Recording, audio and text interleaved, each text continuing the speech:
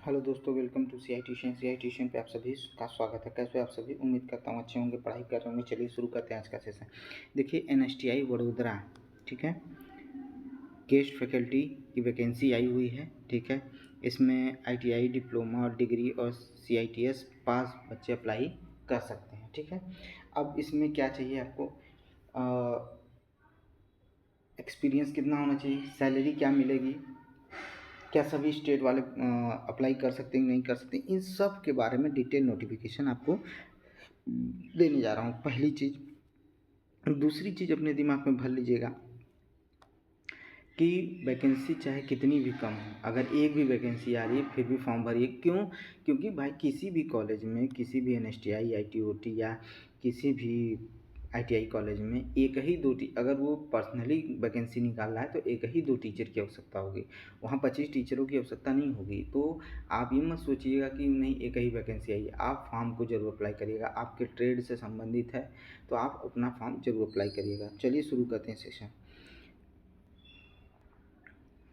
देखिए, ये है पूरा दिया हुआ है NSTI वडोदरा का। ठीक है, और किस तरह से इसमें दिया हुआ, कैसे क्या करना है, सारी चीज़ों पर चर्चा करते हैं। देखिए, सत्र 2026-27 के लिए, ठीक है, जो CTS हैं या CITS हैं, उनके लिए जो गेस्ट फैकल्टी है उन उनको बुलाया गया है, पहली चीज़। और वो अस्थायी आधार पर बुलाया गया है। ठीक है, उनको प्रति घंटे के लिए चयन किया जाएगा। ठीक है, आप जैसे कितने घंटे पढ़ाते हैं पर घंटे के हिसाब से आपको सैलरी दी जाएगी। ठीक है, और क्या क्या न्यूनतम शिक्षा चाहिए उसके बारे में बात करते हैं। देखिए, NSTI कानपुर के बारे में मैंने बताया था, तो NSTI कानपुर में क्या क्या चाहिए था मैंने बताया था। अब NSTI वडोदरा में क्या चाहिए उसके बारे में सुनिए। इसमें जैसे आपके पास डिग्री है यानी बीटेक हैं आप, तो उस समय पे, ठीक है, अगर आप बीटेक हैं तो आपको 1 साल का, पहली बात तो CITS चाहिए, फिर संबंधित ट्रेड में, ठीक है, संबंधित ट्रेड से, या बीटेक वाले तो कई ट्रेड में अप्लाई कर सकते हैं, जितने मैकेनिकल के अंदर ट्रेड आते हैं सब में कर सकते हैं। तो उसमें संबंधित ट्रेड में 1 वर्ष का क्या चाहिए, आपके पास एक्सपीरियंस होना चाहिए। डिप्लोमा वाले हैं तो उनको संबंधित ट्रेड में 2 साल का एक्सपीरियंस चाहिए प्लस CITS चाहिए। ठीक है, वही अगर हम बात करें कि अगर वो ITI हैं तो उनके लिए क्या होना चाहिए, तो उनके लिए 3 साल का अनुभव होना चाहिए प्लस CITS होना चाहिए। ये मैंने बता दिया। ठीक है, अब देखिए, जैसे आपकी बात करें कि नॉन इंजीनियरिंग ट्रेड्स जो हैं उनमें CTS है, तो कोपा में आया हुआ है, ड्रेस मेकिंग में आया हुआ है, ठीक है, FTT में आया हुआ है, ठीक है, सेक्ट्रीशियन प्रैक्टिस में आया हुआ है, इंग्लिश में साइबर सिक्योरिटी असिस्टेंट में आया हुआ है, कस्टमोलॉजी में हुआ है, फिर FBT में दिया हुआ है। ठीक है, और कितनी कितनी सीटें हैं, तो एक एक दो दो करके सीटें दी हुई हैं। ठीक है, ऑफिस मैनेजमेंट के लिए भी एक सीट आई हुई है, ड्रेस मेकिंग के लिए भी एक सीट आई हुई है। अगर वहीं बात करें तो इलेक्ट्रीशियन के लिए CITS में 2 सीटें हैं, इलेक्ट्रॉनिक मैकेनिक्स में कितनी हैं, तो 1 सीटें हैं। ठीक है, ये चीज़ हो गया। अब चयन मानदंड लिखित कौशल और परीक्षा के आधार पर होगा। आपका चयन जो होगा लिखित और कौशल परीक्षा, यानी आपका रिटन एग्जाम होगा, उसके बाद स्किल टेस्ट होगा। ठीक है, रिटन एग्जाम के साथ साथ स्किल टेस्ट होना है आपका। ठीक है, ये हो गया।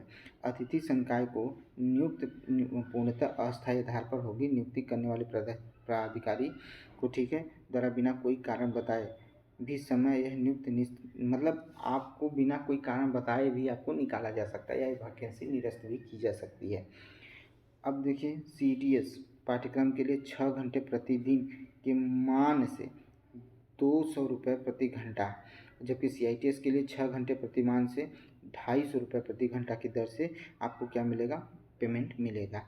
ये लगभग महीने का 30,000 तक पहुंच सकता है।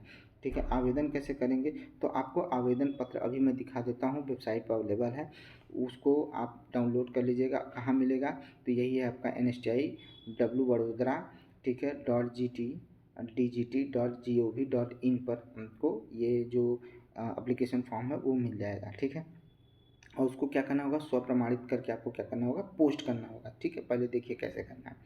तो 10 और 12 की अंक प्रमाण पत्र, ठीक, चाहिए, या अंक तालिका यानी मार्कशीट और सर्टिफिकेट दोनों चाहिए। डिप्लोमा की डिग्री या ITI है उसका भी आपको मार्कशीट और सर्टिफिकेट चाहिए। CTS और CITS का भी मार्कशीट और डिग्री चाहिए। अनुभव प्रमाण पत्र एक्सपीरियंस सर्टिफिकेट चाहिए। आधार कार्ड एवं अन्य संबंधित शैक्षणिक तकनीकी प्रमाण पत्र चाहिए। ठीक है। अगर कहें कि आवेदन पत्र जमा करने की तिथि जो होगी 29 जुलाई 2026 को होगी। ठीक है, 29 जुलाई 2026 से पहले 5 बजे तक आपको जमा करना है। कहाँ करना है? तो यहाँ पर वडोदरा, जो ये एड्रेस दिया है यहाँ पर आपको भेजना है। या तो आप पोस्ट के जरिए करिए या बाई हैंड जमा कर दीजिए। ये हो गया। अब आपको मैं दिखाने चल रहा हूँ कि इसका फॉर्म क्या है। ठीक है, कैसा फॉर्म होगा, उसको कैसे आपको भरना है। ये देखिए इसका फॉर्म है। राष्ट्रीय महिला कौशल प्रशिक्षण संस्थान, शांति नगर, सदर नगर, ठीक है, तरसाली, वडोदरा, गुजरात। ठीक है, देखिए ये दिया हुआ है आवेदित पद, पूरा नाम, पिता का नाम, माता का नाम, जन्म तिथि, लिंग, विवाहित स्थिति, श्रेणी, स्थायी पता, पत्राचार, आधार जुड़ा मोबाइल नंबर और ईमेल आईडी आपको डालना है। उसी ईमेल आईडी पर आपको मेल आएगा कि कब आपका रिटन एग्ज़ाम होगा और कब आपका स्किल टेस्ट होगा। उसके बाद जिसमें बताया था कि हाई स्कूल में क्या है, इंटर में क्या है। ठीक है, आप हाई स्कूल किस बोर्ड से हैं, इंटर किस बोर्ड से हैं, ग्रेजुएशन कहाँ से हैं। ठीक है, जो बीटेक आपने किया है, आईटीआई किया है, डिप्लोमा किया है, सीआईटीएस कहाँ से है, कितना मार्क्स है, तो सारी चीज़ें इसमें डालनी है आपको। ये सब पूरा आपको क्या करना है, डालना है। ठीक है, उसके बाद अनुभव आपको डालना है। ठीक है, उसके बाद आपको स्व प्रमाणित करके सिग्नेचर करके इसको उसी एड्रेस पे, जिस एड्रेस पे मैंने बताया उसी पर क्या करना है, या तो आप पोस्ट कर दीजिए या बाय हैंड जमा करिए। ये सारी डिटेल थी NSTI वडोदरा के बारे में। अगर मेरी जानकारी आपको अच्छी लगती है तो ज़्यादा से ज़्यादा शेयर करिए, लाइक करिए, सब्सक्राइब करिए इस चैनल को। ठीक है, मिलते हैं नेक्स्ट वीडियो में। थैंक यू, धन्यवाद।